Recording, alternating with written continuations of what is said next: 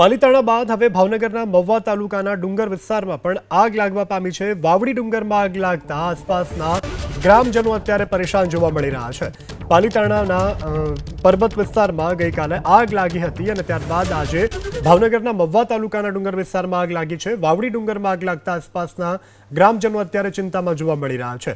2000 વીઘાથી વધુ વિસ્તારમાં આગ પ્રસરતા ગ્રામજનો અત્યારે હાલ ચિંતામાં છે। 100 થી વધુ ગ્રામજનો આગ પર કાબુ મેળવવાના પ્રયાસમાં અત્યારે જોતરાયા છે।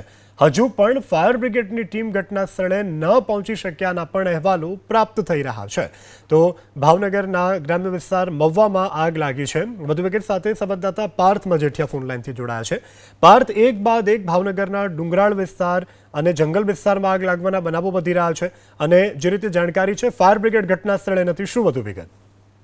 એ જણાવી દઉં, ભાવનગરના પાલીતાણા હસ્તગીરી ડુંગર ઉપર લાગેલી આગ હજી તો બુઝાઈ નથી। તેવામાં મહુવા તાલુકાના વાવડી ડુંગર પર આજે બપોરના સમયે ભયંકર આગ ફાટી નીકળી છે। આગ ઝડપથી ફેલાતા ગામ લોકોમાં પણ ચિંતા વ્યાપી છે। સ્થાનિક લોકોનું કહેવું છે કે આગ છે તે 2000 વીઘાથી વધુ વિસ્તારની અંદર પ્રસરી ગઈ છે અને જંગલી પ્રાણીઓ સહિત પર્યાવરણને પણ નુકસાન થવાની ચિંતા છે તે વ્યાપી રહી છે।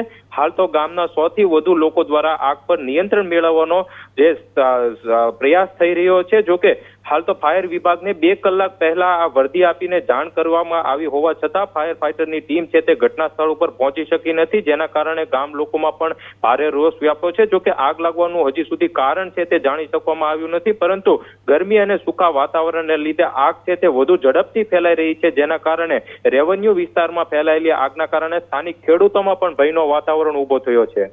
જી પાર્થ, સમગ્ર જાણકારી બદલ આભાર।